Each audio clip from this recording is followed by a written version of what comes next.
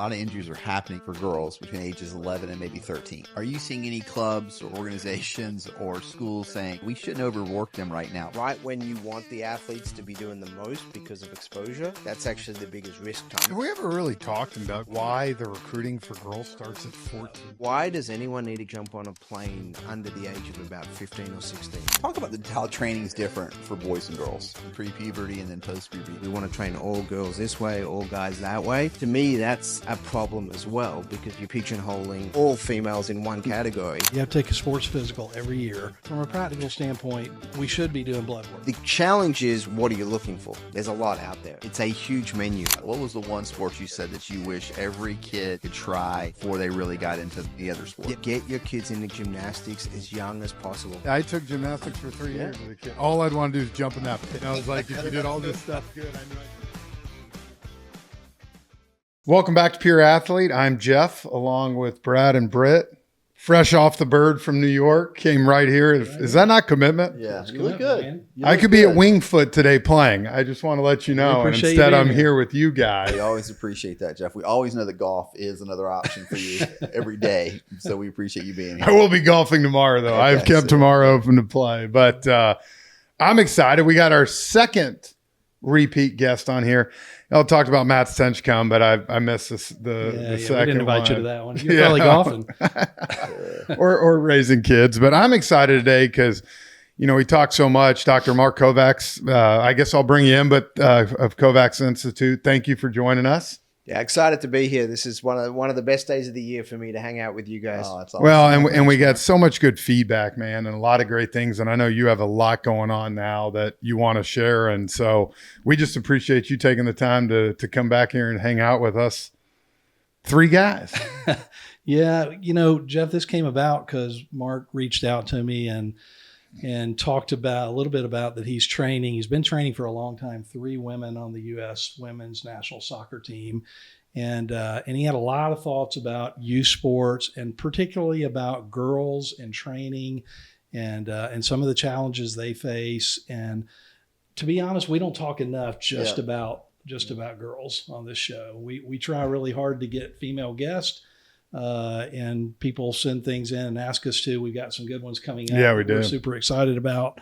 But we're going to spend most of our time today talking about girls playing sports and some of those challenges. And Mark has tremendous expertise there. So, Mark, I just want to start by asking you, tell us who you've been training and what that has looked like. Yeah, so my background, I started in tennis. Tennis was the sport I played, and I worked with the U.S. Tennis Association for a very long time. So I worked with, a real 50-50 split, male and female athletes. And on the girls' side, everyone from Coco Gauff to Madison Keys to Sloane Stephens to Jenny Brady. I mean, all top tennis players. And in their development years, which is, to me, the most important years. Yeah. So pre-puberty all the way through puberty and post-puberty into the pros. So you see that development cycle.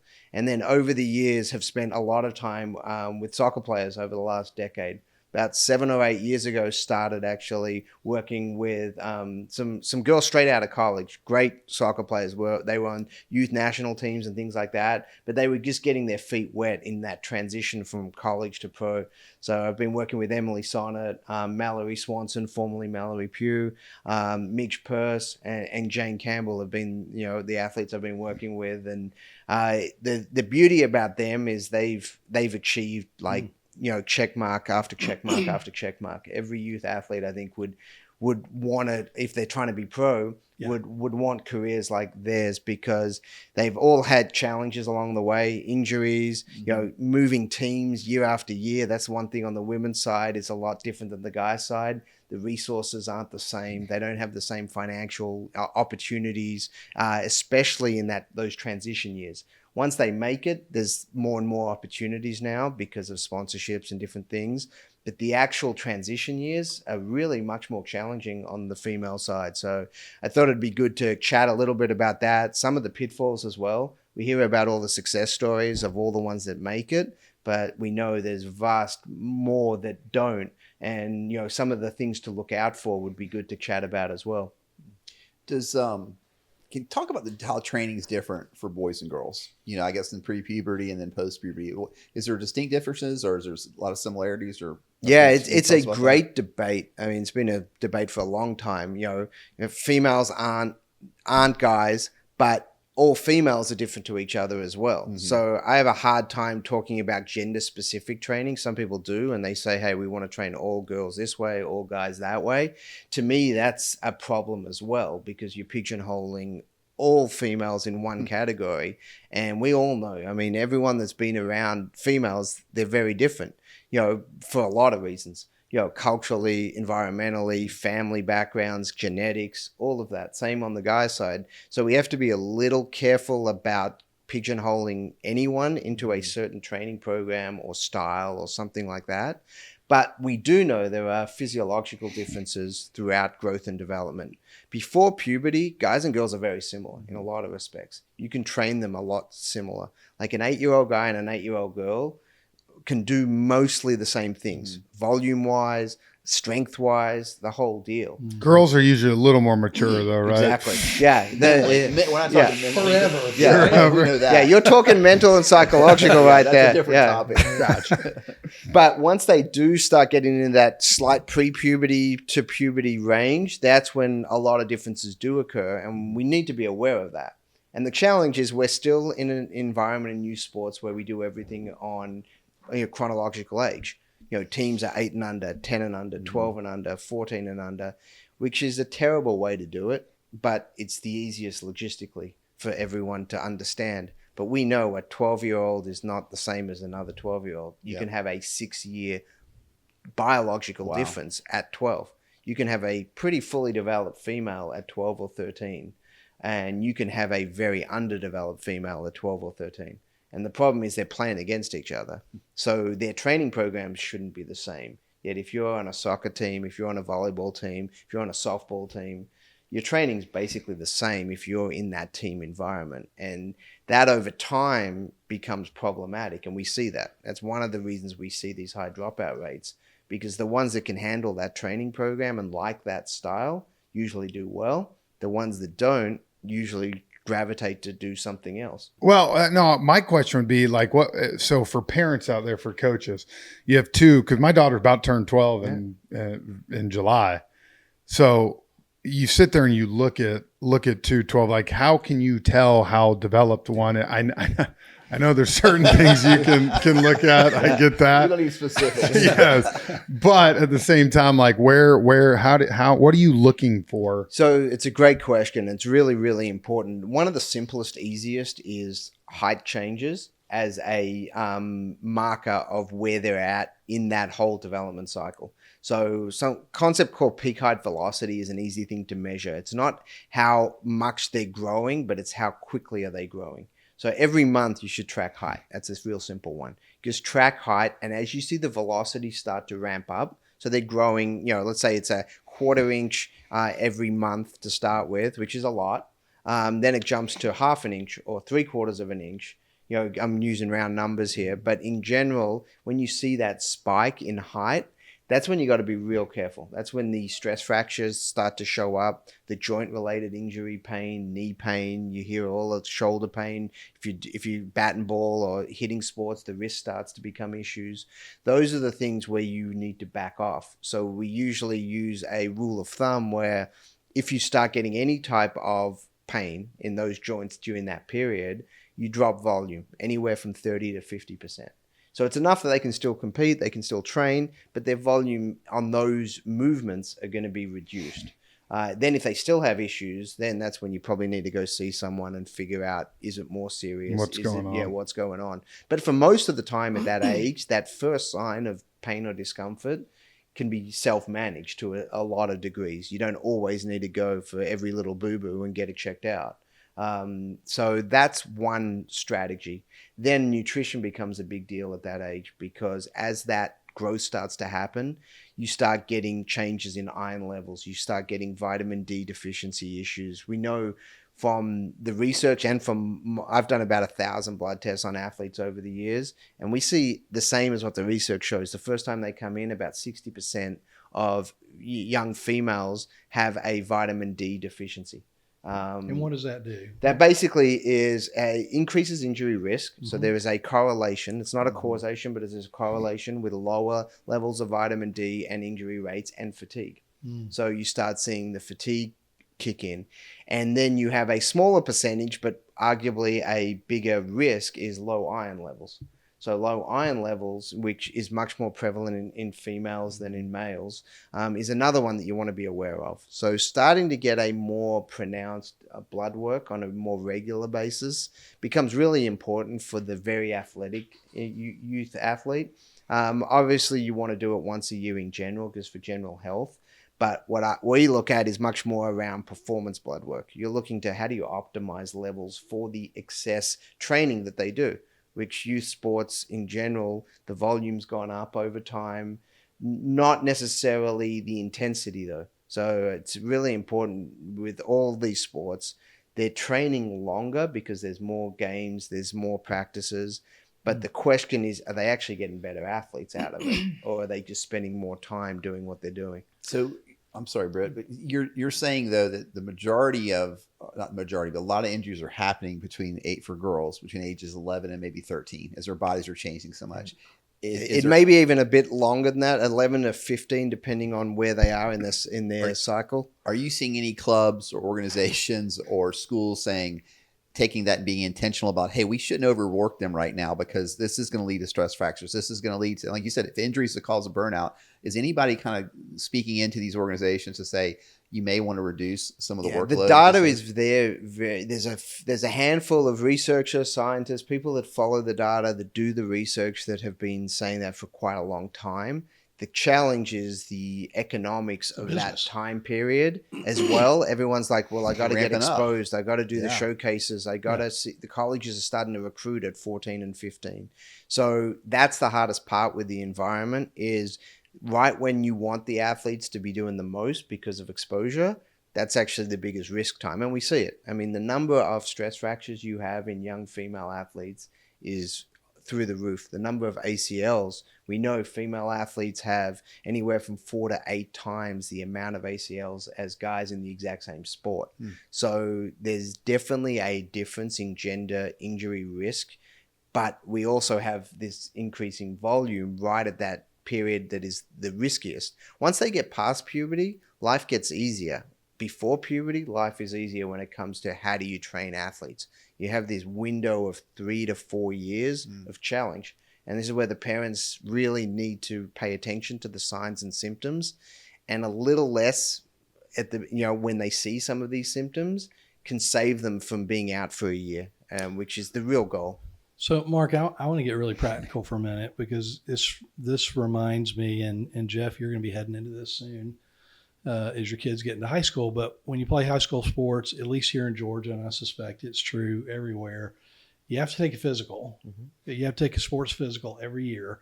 And I'm going to guess that most of us as parents, we're just looking to check that box. Yeah, 100%. Turn in the physical thing. And unless the doctor comes up and rings the bell on something big time. They're not checking blood work.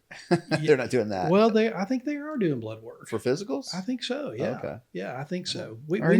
We need to check that. I think you're wrong. No. I'm going with you're wrong on this. I got a son right over here behind the things. Are we doing blood work? Do you remember? Just say yes. Back me up. Well, anyway. Our school just did 200 physicals, and I promise you they were not doing blood work. Okay. Because it was a mass. Okay. So anyway, from a practical standpoint, we should be doing blood work. I'm with you. Right? Yeah. And the challenge obviously is it's a resource question as well. I mean, most insurances will cover basic blood work once a year. That's usually the most you get, and it doesn't cover a lot either. Vitamin D many times isn't on a insurance-based physical. So nowadays it's very easy to get blood work. It used to be harder. You used to have to go through a physician. You can self-order. You can just go now. to labs. Yeah, now, you can do it online.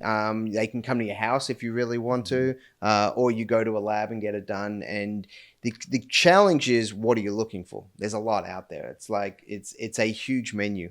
It's like the Cheesecake Factory. When you look at a blood panel menu, you can order anything. It's too much. It's way too much. We could do a whole nother podcast on the Cheesecake Factory. Yeah, exactly. All right. Don't get you sidetracked, please. So here's where I was going. Mark, for you and our audience, Mark is on PA Plus. He's one of our experts on PA Plus, and there's a ton of great information that Mark's already providing on PA Plus.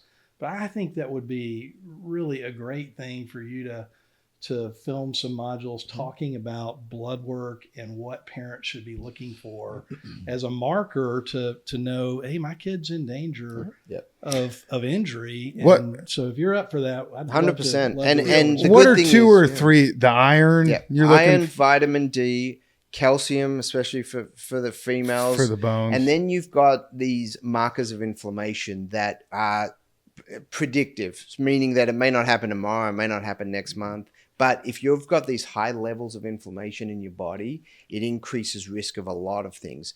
One's called C-reactive protein or high sensitivity C-reactive protein. That's an important one. And then interleukin 6 is the other one. So those would be my sort of top 5 that aren't necessarily health metrics. Because if you've got typical health issues, those will be flagged in the typical blood panel. You'll see you're out of range. Your white blood cell may not be at the right level, or your red blood cell, you don't have enough red blood cells working at a high level, so your oxygen capacity isn't as good. That means your endurance won't be as good. Same thing with iron. If iron's low, most people feel very fatigued and their endurance capabilities are restricted or reduced. So for any sport that has a significant endurance component, you need to work those levels as high as possible so you can have really well functioning aerobic capacity. So parents need to know that, though, as their child or daughter especially is entering that age where they're getting more pressure to be on more travel team or to be in more exposure type travel teams to hop, and also the perfect storm is that typically colleges recruit girls younger. If I know for softball and for other sports like that, they're recruiting them right at this time period. But parents need to be aware because it's got to be one of the key factors of burnout. If you've got a child that's their workload has been increased, they're playing every weekend, their pressure's increased, and they're dealing with chronic injuries. And so that's the biggest challenge. And we know from the data, the dropout time period is right around on average 13. And 13 is that sort of magic number. And there's a very clear reason. Most of it's physical, but some of it is mental. And the mental aspects may be driven by the physical challenges. So the anxiety, the depression symptoms that we see higher in female athletes than in male athletes during those ages. So all of those are interrelated. The body and mind are so closely linked that it's very difficult to just address one without addressing the other. There is one person and one person only who will define your kid's dreams, and that's your kid.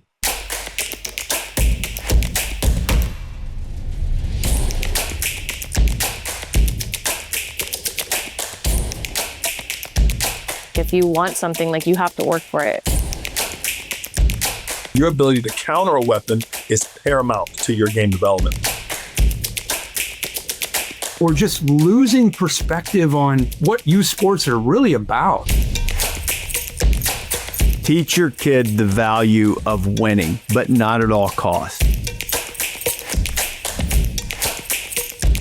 Get a lot of questions on when an athlete's to start strength training. If your athlete follows my protocol, they are going to have better energy than ever before.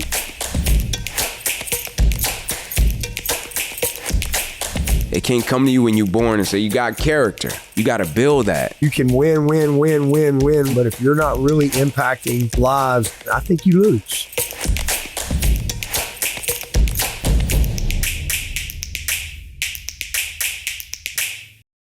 Yeah, that's a huge issue. I mean, the stats today say, and it's worse for girls, that 50% of girls who participate in sports quit during puberty. And I guess there's just a whole lot of issues, as you're talking about, that play into that. Have we ever really talked, and Doug, why? Let's talk about it. Well, what do we think? No, but I'm saying too, why the recruiting for girls starts at 14 so much. Yeah. Oh yeah. You know what I'm saying? It's still so weird to me. 8th grade, that's great, but you still got 4 more years. Right. Still, it's just so funny how it's different. I get that girls usually are done growing quicker than guys are. Yeah.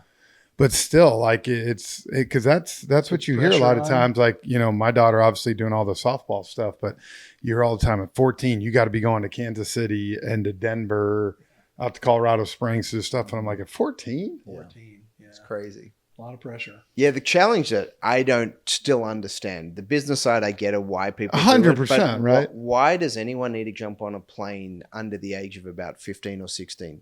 Especially in big cities. We're in Atlanta. Atlanta's a large city. You can find competition.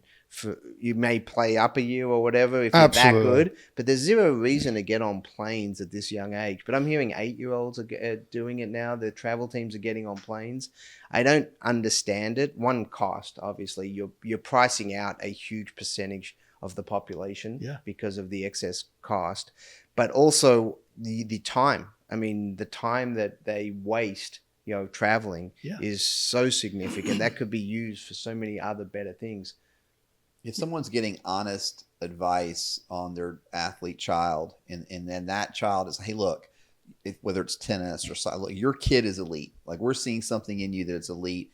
It's probably worth, and there's going to be a ton of Division I coaches at this event. They should probably go there because they're going to get looked at, right? But as a teenager, not as a 10-year-old or anything like that. But at a certain point, you're like, hey, you're an elite. You're the top 3%. It's worth your time to go travel to do this, whether it's to go professional, whether it's to get a full scholarship. But I would say 98% of everybody else, if you're just on some good travel team, why are you traveling to St. Louis? Why are you traveling to Kansas City? I'm with you. And especially if you I get it. If you live in the middle of Iowa, you have to maybe do that. Correct. But in big cities, which our country's full of them, you know, or there's always somebody near they can travel to. So yeah, it's ridiculous. Well, and a lot of times you got to be careful too. And places promote, you know, we're going to have 60 schools represented. Yeah. It might be the number 2 trainer who's representing that school. Or they might have got the guy at the local restaurant and put a USC hat on him and told him to sit in the stands with a stopwatch. Right. So, Mark, talk a little bit about, and we started this whole thing off saying you were training soccer players. Talk a little bit about, you know, the demands of overtraining and the dangers of overtraining, because I know that's pretty prevalent in soccer, but I think it's prevalent in other sports as well, especially aerobic type of sports. Yeah, no, the challenge with soccer or any heavy aerobic sport is typically the best athletes have the best aerobic capacity. That's sort of a requirement of those sports. If you've got great foot skills, but you can only play for 20 minutes, you're not making national teams. That's not how it works. You know, you have to have the aerobic capacity to do the training that's required and to handle the volume that is put on them. And the problem is, in female sports especially, the volume sometimes is higher than the guys because, especially as you get higher up, they want to get more exposure because they don't get as much TV time typically. They don't have the opportunities, so they have to create more opportunities. And you see it in women's soccer. They play way more games than just about any sport in that environment. I mean, they have, you know, club competition. Then they have these, you know, regional cups, She Believe Cups. Then they have their national training camps with these friendlies that they're playing all the time. That's at the pro level with the best, you know, trainers, the best people around them. But at the youth, they do the same thing. And it's a lot. And the challenge is we have to manage that. And the parents have to manage that. The players have to themselves be very honest about their challenges, because we saw it in the NBA finals recently with Tyrese Halliburton. Yep. He was managing a calf issue, and, you know, we would take, you know, it was sad, but you're taking sort of a prediction eventually on when is blow. it going to blow, and it blew, and that was predictable. And there's no other option at that level. Every athlete in his position is going to play that game. Right. Yeah. He felt good. Yeah. He could do the warm-ups. He got out there and he shot the ball well until it happened. That's a different discussion. But when you see that at 12 or 14 or 16, that's when you take 2 weeks off. Let that thing settle so it doesn't become a major issue. It's a little easier to stomach too when you're making $50 million a year blowing out your calf. Yeah. Mm-hmm. I'm just being honest. No, like, for sure. That's the whole goal. And I think that's where, though, parents and I'll say this, it comes back on the parents, because knowing my daughter and the way she goes, if there's another chance to play this weekend or do it, they want to do it for the most part. They love doing it, but that's where the parents to me have to step in and say, you're not going this weekend. We're taking a weekend off. You're resting, or like you said, otherwise, because, and we get DM'd all the time about this, but my kid loves it. Well, I get it, and that's a good thing, right? That they want to play. But I think exactly what you're saying, my sister, played college basketball, and her daughter's a senior this year at Whitfield Academy, but she's tore her ACL 3 times. Yeah, gosh. 3 times. Yeah. And watching her from 7th grade, really the end of 6th grade to last year, it was just heartbreaking, man.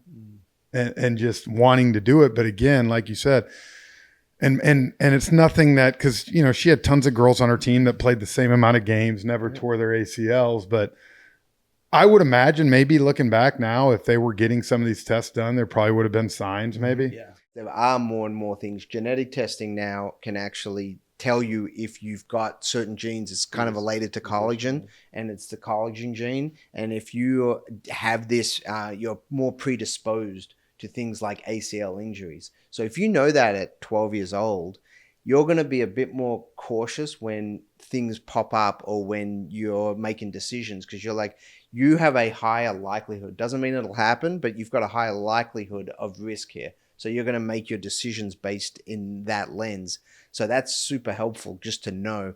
Other things related to that is the type of training you'll do. If you know that you've got a greater risk of that, you're going to do more eccentric loading, to strengthen the hamstring. So basically, when you train, you have concentric load, which is, if you think about jumping, the up phase of a jump is concentric load. The down phase of a jump, when you're storing your energy, is more the eccentric load or the landing. So when you land after a jump, you have to absorb force. And that's where nearly all injuries happen, is deceleration. So when you're throwing, shoulder, UCL, all that, that's because the ball has left the hand. It's that your arm needs to slow down. And most athletes focus on accelerating, speeding up, and training is based around speed and how fast can you do something. And the best athletes in all sports decelerate the best. And you see it in basketball, you see it in soccer, you see it in baseball, you see it in every sport when it's movement related or even throwing related. And tennis is the same. And that's why we haven't solved, like, people know this. I mean, any good trainer knows this. This is not new. But if you look at every sport, the injury rates have gone up over the last decade. And that's because the acceleration training has taken over. Everyone's bigger, faster, stronger, and they're training for that because that sells. That's what coaches, that's what colleges are looking for. They're always looking at, that guy's faster than that guy, so we're going to recruit that guy. But they don't very often test the deceleration skills. And that's where the injuries happen. So that's what we need to spend more time on. Yet it gets washed away typically in the training week. If you look at the training and competition week, you have your matches, you have your practices, which are not a lot of deceleration is focused on generally. It's all strategy and skill development and all of that. So you may get 2 or 3 hours a week of off-court, off-field work on deceleration. That's if you're working with a good trainer or someone that actually knows what they're doing. Unfortunately, most youth athletes don't have access or don't know who's good or who's not. So their training's all about how much are you lifting or how fast can you jump, and it's all the acceleration stuff. So we need to work on the brakes, basically. Mark, can you look at an athlete, and I know each sport's a little different. Football is probably the most extreme example of this, but even in girls' sports like softball, like they want the girls bigger and stronger, in soccer too, in certain positions. But can you look at someone's genetic or makeup, but also their body type and say, there's a limit to how much muscle and weight that you can put on this body structure? Because what we're seeing is there's the ligaments and the things like that are being stressed because someone's carrying, even if it's muscle, they're carrying too much weight that their body can hold. Can you do it? Like, can a parent take their kid or take their child, especially after puberty, and say, like, really should not be over this weight, whether it's muscle or fat? Yeah, it's a great question. And that's been the big problem is, if you want to get faster and stronger, adding muscle is usually valuable because you're developing ground forces. You can push into the ground harder. You can do those things. but there is that sweet spot that you want to be. Once you get above a certain level, you're putting more strain on your joints. And in most sports, if you look at athletes, when they have a knee injury or they have a hip issue or something, the first recommendation is get as strong as you can, but lose weight. It's this balancing act of, we want you strong, but we call it power to weight ratio. How much power can you produce for as little weight as you're carrying? That's in most sports. Obviously contact sports are a different discussion, but in most sports that aren't contact sports, that's an objective when you're a movement-based sport. And most people don't monitor that very well. They just say, hey, I want you to lift more. I want you to get bigger. They use those terms. And like you said, getting bigger is a risk. The challenge you asked, which is a good one, is there a way to appropriately, accurately give that number? It's really hard because everyone's laxity of their joints is different. The tendon strength, and there are people that are in labs all day studying tendon strength. That is different between each athlete. That's why the same training program works for me, but may not work for you because of those factors that are still harder to monitor than we would like. I remember Chipper Jones saying you can't pull fat, and that's why it didn't work out. Yeah. Greg Maddox has talked about that. Maddox too, you can't pull fat. But it's funny, we sit here and talk about it because like Giancarlo Stanton is a perfect example. And I love the kid to death, but I remember Aaron Boone saying every year he comes into spring training, he looks like a Greek god, and he plays in 30 games. Yeah. And like the old adage, absolutely, if you're not healthy and you're not. And so I think that's such a good thing because we tell these kids do more, get stronger, get bigger, get faster.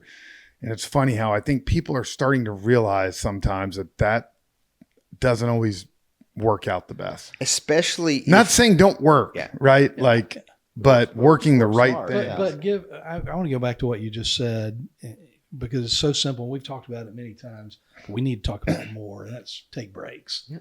I mean, we know, number one, if you're fatigued, your susceptibility to injury is way higher, right? So taking breaks, is going to, the fact that we've increased volume and increased load so much, over the past decade has to correlate to injuries. But it also is a mental piece too. So taking breaks helps you mentally and it helps you physically. And yet we all feel like, what you just said, my kid loves it. Mm-hmm. Well, but the second half of that is my kid loves it until they don't. And burnout is what happens. Burnout, injuries. And that's the thing. A lot of the burnout too, I'm sure like anything is because some of these injuries. I don't want to do this again. I don't want to go through this. Mm-hmm. So this is to me when a parent, back to your point, there's a lot of complicated things to figure out how to do, but it's pretty simple to say, I'm going to make sure that my kid loves some other things and not just sports. And we're going to take breaks from sports, and or like you said, go to another sport. Yeah, go to another sport, different. Whatever. Well, okay, along those lines, that's a great segue. Mark, I want to put you on the spot. I want to talk about specialization. Mm-hmm. You're training elite soccer players right now. So it's two parts. One is, when did they say I'm specializing in soccer to get to the point where they're playing on national teams and Olympic teams? And then if your kid is not, like, when can you tell if a kid's not going to be elite to where you should say, don't specialize. It's not worth it to specialize. Play 3 different sports. Have a lot of fun. So I can judge that. So the first part is, I'm guessing, I may be wrong, that these ladies probably were specialized in soccer pretty young because they were told that they were great. No, I think you have to separate. Like you're wrong. Well, I think you have to separate. Mallory the types Swanson of played basketball all the way through high school. Okay. If you remember when she came on with us. all these girls that are on the national team in team sports generally are great athletes. They could have probably been pro with 2 or 3 different sports. Yeah. Sure. So, in certain sports are different. Like hand-eye coordination sports need a little bit more skill development at the young ages usually. So there is a bit more of a leaning, think golf, think tennis, think baseball. Sometimes I'll make the argument whether it's right or wrong. Right. You need that to see enough of those environments to get that skill. Whereas movement sports, football, soccer, things like that, you don't need as much early skill development, later. So I think you have to somewhat separate out the sports a bit because of the demands. But pretty much all these team sport athletes we're talking about did multiple sports. Okay. And the data is very clear on that. The ones that do multiple sports have a much lower injury rate than the ones that specialize early. Can you say that one more time for our listeners? Yeah, it's anywhere from 70 to 90% higher injury risk in individuals that play early specialize in a sport versus, be exposed and do multiple sports. And once you get past that puberty zone, things change there. And then most of these athletes are specializing. They have to travel more. Sure. Their schedule becomes full in that sport, so you can't really play other sports. But again, those team environment sports have way more flexibility as well. The individual sports are sometimes the harder ones to really play that multiple sport environment. But I love what you said after puberty. So a lot of you get to 16, 17, 18, these girls realize this is my future right here, right? And You're junior in high school and it's no different than guys. Yeah. Well, to play devil's advocate though, then why are there national teams in soccer that are, what's the youngest national team in soccer? I mean, they have a 17. Yeah. But that's the youngest? Mm-hmm. Oh, okay. Yeah, I mean, they have camps and different things at younger ages. So the youngest age national team is how old again? 17. Oh, wow. Okay. Well, there you go. Yeah. And again, when they say national team, it's not like the pro national team. They have a handful of games a year. But it's no different. You should know this. They baseball has them. Right? Well, and they all have them, right? But what about the cat? So what's MLS doing? I'm for what he's saying. I'm not trying to argue. No. But like you said, you're arguing a little too much for me, though. You need to lock it up. Or you're getting kicked off. I'm totally in agreement with what you're saying, but I'm asking this question. What is an MLS academy? Oh, that goes down to the 12s. Yeah. So, and that's in Europe. That's here. FC Barcelona is one of the most famous teams in the world. Their model and what they're known for is getting Messi at 10 years old and locking him into a room and being, you're going to be a soccer player. Right. And it's the Tiger Woods example. It's the but like you said, examples. For every Messi, there's 1,000 that got exactly. It's Messi. Yeah, it's Messi. It's not true. Well, the point I was trying to make was even these elite women were not specializing. Yeah. So everybody else who's not elite should not be specializing. No, I completely. That's why we talk a lot about. And again, when we had that talk that time, because remember the one thing I talked about how I learned was I came around a little more to when you get to high school. But again, I think then when you're 15, 16, 17, you understand what's at stake. You understand what you can do. And you're more apt to make a correct decision than saying in 6th grade. So, but when your daughter played in a volleyball tournament, and y'all got stomped by a team of girls that probably were specializing. I'm not making Jeff, but as a parent, can you step back and go, okay, this was difficult to watch them get beat really bad, but I'm going to think long term because my daughter's going to be healthy. Honestly, no, because they were 11, and I'm like, I could care less. There you go. Can we just beat traffic out of the World Congress? All right, okay. No, but I think a lot of parents though would answer honestly and say, "God, it was really hard." But it's like all of a sudden that team we had, the team we played when we got stomped, they were all over the Southeast, and so my whole point is. Our team, which was locally, we could practice 10 hours a day for the next 6 months, and we still would get absolutely steamrolled by this team. And that's where you talk about the realization, like you said, that there's not a lot of Mallory Swansons out there, right? Like there's not. And that doesn't mean that you still don't train. You try to play in college or high school, whatever you do. But again, you're talking about the elite of the elite. And even them, they're not specializing until later. And everyone knows them. That top tier in every sport, everyone sees them. They're on their own path, and they basically can do their own thing because of genetics and skill. Yeah. They're going to be successful pretty much whatever they do as long as they don't get injured. That's the one caveat there. We're talking about the 99% who are good athletes, but they're not in that unique rarefied air. And what do you do with them? And that's, I think, what this discussion's more about. And we see it in all sports is people say, well, this one example specialized. Like they could have specialized, they could have not specialized. They still would have probably made it because they were that good at what they did. But everyone else is the risk factor. But I've been on a debate with individuals and I've taken the side of early specialization. How do you do it correctly? Mm-hmm. And for the folks like you're talking about that are going to go down that road, and there's many that do, we all know them. what do you do to make that as safe as possible? Yeah. That's an important discussion as well. Yeah. That means if you're going to not play other sports and you're not going to take the breaks like you're talking about that you really should, you're already creating greater risk. Then the off-court, off-field training needs to be really important. So you got to make sure that you're developing all those other movement patterns in your off-court work or off-field work. You've got to make sure that the breaks that you put in may not be month breaks that we're talking about, but you may be doing more video sessions, more strategy, more mental skills, less of the physical work at certain times throughout the year. So you truly periodize or plan your workloads so that you don't have that constantly high workload all year. You have your peaks and valleys like you would have if you played other sports. But if you're not going to do that, and there's plenty of people that won't, so you have to talk, intelligently about it. What are you going to do? Who's advising you? If you're a parent of a kid and this is your first child in this type of environment, who is helping you do that? And that's the big question that a lot of people miss on. And hopefully there's more education around that. If you have middle school or high school kids that play sports and you don't want to fundraise like me, we got you covered. My buddy Chris Carneal owns Booster. Chris? We help schools and sports teams raise funds in a super fun and engaging way. In fact, the last 22 years, we've raised $750 million, and we can't wait to help you. Choose booster.com. I want to open up a conversation that's going to be kind of fun. Yeah. Because we're all going to debate it. But, recently, and this comes up here and there, but recently Andy Roddick on his podcast came out and made some really strong statements. I'm sure for the sake of going viral, which it happened, about tennis players being the best athletes.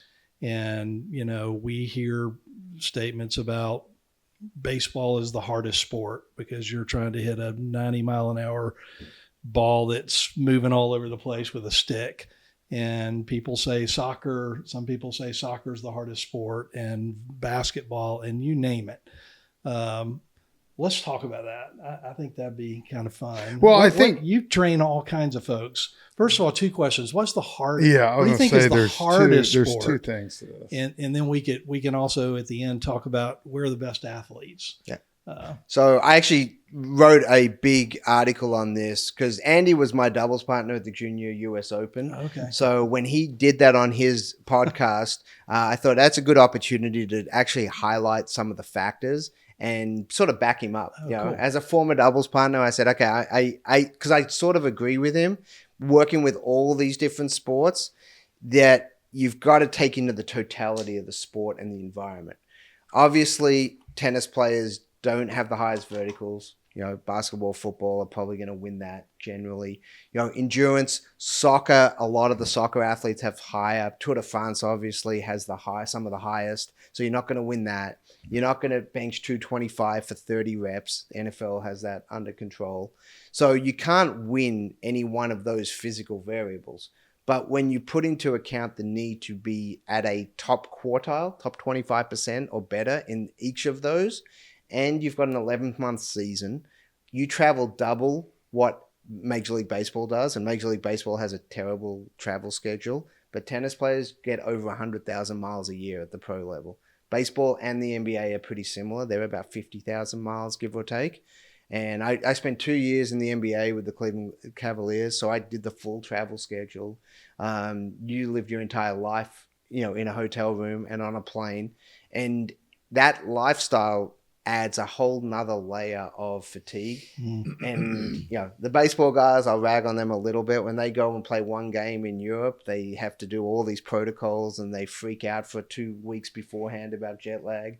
Tennis players do that every week. Every week of the year, they basically are living in that world. So that adds a whole nother dimension to it. And you got to be out on court by yourself. You don't have days off. You don't have guaranteed money either, which is the huge differentiator. If you don't play, you don't get paid. So you're playing through injuries that a lot of team sport athletes do play through a lot of injuries. I'm not saying they don't, but there's a whole nother financial pressure that is added to it, which adds a whole level of anxiety and things that people don't really see. So there's an easy argument to say the sport's tough. it's a great discussion. What's the toughest athlete? What's the toughest skill? Hitting a baseball is really hard. There's no doubt about it. You could put that at the hardest single skill to do. That's what I'm saying. I think I could agree with tennis might be the hardest sport to play at that level. I really am not. I think the hardest skill to do, I will still argue, is to hit a baseball.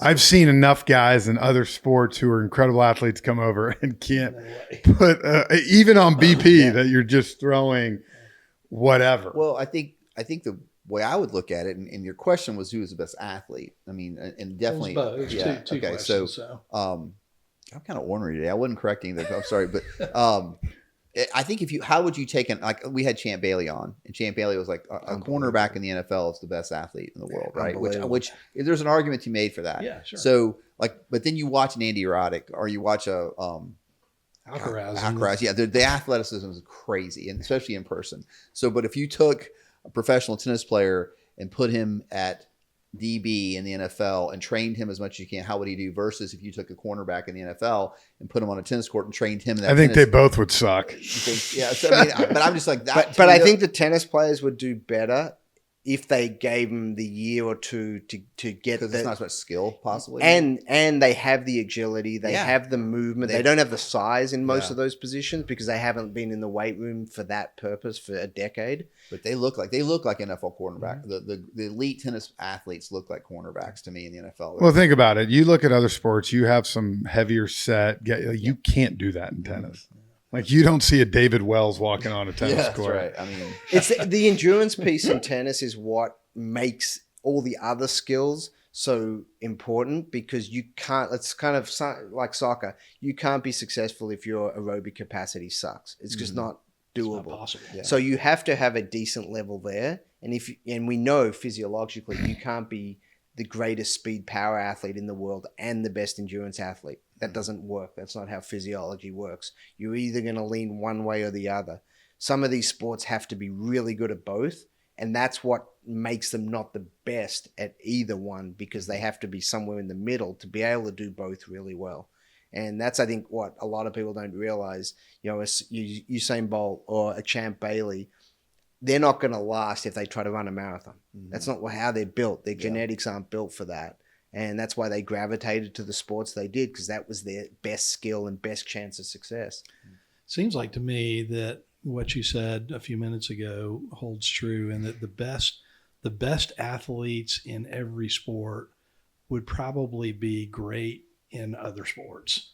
Not every sport. They wouldn't be great in every sport, but you look at the top tennis guys and they might be great soccer players or they might be great this. You look at great athletes in baseball. Well, that's when you're talking about one of the all-time great athletes, I think Bo Jackson there because of the football and baseball. I mean, if he stayed healthy, he could have been a Hall of Famer in both sports and talking to guys, which is incredible. Dion, same way, able to do that. I think it's. I mean, you got guys today. Kyler Murray would have been great at anything. Russell Wilson was unbelievable baseball. Yeah, I mean, you think Kyler Murray was a first-round draft pick by the Oakland A's, man. Turned down. I mean, at the time, $10 million. Obviously, it worked out well, but. Drew Brees would have been a professional tennis player. He was at 14. He was great. He just there was more push to him. Rosen, who played in the NFL, was a great junior tennis player. I worked with him when he was 12. He could have been a pro tennis player. I mean, you've got hundreds of these examples. These 2-3 sport athletes. They're great athletes, and they've also got the mindset of being a great athlete, which I think is important as well, because there's a lot of physically gifted individuals out there. On every high school team, you see them, but very few have the discipline, the consistency of work to get to that next level. Yeah. That's fun. It's always fun to talk about. Yeah, no, it is. I know this. I'll never say that the best athletes are truly in baseball because you see some heavy set pitchers down there that you're like, golf. Golf same way. They're like smoking heaters walking down the fairway. But the ability to throw a baseball 98 miles an hour. 100%. Elite thing. And they talk about the ability to hit a slider, but also to be able to return 100-mile-an-hour serve that's got a kick to it. I mean, that's a skill. And I think we talk about great athletes, but I think, you see some people come up and they flash a flash in the pan, right? Like they throw 98 and they're done for 2 years. Can they do that consistently? And those are the great ones to me that you're like, that is an athlete. Yeah. No, I mean, that's LeBron's an example. Serena Williams is an Exactly. example. I mean, they don't do it for a year or two. They do it for 30 years. You know, Novak, man, watching him. They're anomalies. They're not, you can't just train that. They're built with 90% of that, but then their commitment to the training is what keeps that longevity. I do got to say, out of all the athletes I've worked with, and I've worked with a lot, the female soccer players are some of the toughest, athletes on the planet, on the field, but in the weight room. You don't want to mess with them when it comes to a plank exercise, a deadlift. They can move some weight. They have some ability to handle pain that is as high as any athlete I've ever worked with, and it's pretty fun, and it's across the board because that's what they need. I mean, their pain tolerance is super, super high. And there's a term in Spain that they use in tennis, how they trained all the great tennis players. You need to be able to suffer. And it's this concept of suffering that is, consistent among every great athlete. And it's not playing through injury suffering. It's suffering on the daily work that is just required. It's the basics. It's going through the simple stuff over and over again that most other people think is boring. And, that's what the greats do. And they get up every day and they're looking for, how do I get that little bit better by doing that suffering every single day and loving the joy of the journey, which I think is the difference between the ones that get burnt out and the ones that don't. It's that passion and commitment to the journey of being great. People talk about the amount of great Japanese baseball players that continuously come over here now. And I've talked to numerous Americans that have gone over and played in Japan. And in spring training, they do dry swings in a mirror for an hour and a half to 2 hours. Wow. Dry swings. And I remember Andrew Jones saying, I skipped that part. And he's like, the manager's like, dumb American, you can skip. But Andrew's like, they did it every single day. Wow. And so you watch Ohtani, you watch these guys, like you said, it has been, they know who they are and the suffering, the ability to go through it. Think about Tom Brady's speech when he got his jersey retired, play football because it's hard to do it. Like those, like you said, those. And I think that's where as parents, we can watch our kids, but ultimately that kid has to want it. There ain't nothing a parent can do to force that kind of work ethic in a kid, to me. I had one last question because we talked before the interview and I thought this was fascinating. And for parents listening, what did you, and not to put you on the spot, what was the one sport you said that you wish every kid could try before they really got into any other sports? Yeah, every person I speak to, every parent I speak to is get your kids into gymnastics as young as possible. The moment they can understand instruction, 2.5, 3 years old, have them doing tumbling classes and spend at least 3 to 4 years in that environment. That's once or twice a week. It may not be their main sport, but they learn how to roll, how to fall, how to balance. It's a phenomenal learning opportunity for any sport. It is, I think, the best starting sport for any athlete. It's sort of your foundation. It creates, and the ability to take instruction, explosiveness, and typically the gymnastics instructors are used to working with 3, 4, 5-year-olds. Most baseball coaches, tennis coaches, soccer coaches, they don't know how to work with they hate it. Yeah, exactly. So you have better instruction in that environment as well. So that's why I think gymnastics needs to be at the base of the pyramid for every sport. And I think if you look at any kid, 5-year-old kid, they're running around the yard trying to do. Why not just put them out there? It's fun for them. Yeah. That's a gold nugget. Yeah, free plays. I'll tell you what, Brad, you brought your A game today. What asked that question at the end? Mark told me that before we came on. It wasn't like I didn't even research. You heard that upstairs? But you circled back to it. I appreciate it. I can tell you, I was terrified of the pommel horse when I was like about 5 years old, so I may not have been that. What's funny is I took gymnastics for 3 years as a kid. all I'd want to do is jump in that pit. It's like if you did all this stuff good, I knew I could high dive in that thing. Well, thanks, Doc. Appreciate you coming on, man. Thanks, awesome. Thanks for what you guys are doing. I mean, getting this information out and having good quality people on, it makes a difference. We're all trying to help those youth athletes get to whatever their potential is. Yep. Well, that's great. Great, man. Appreciate it.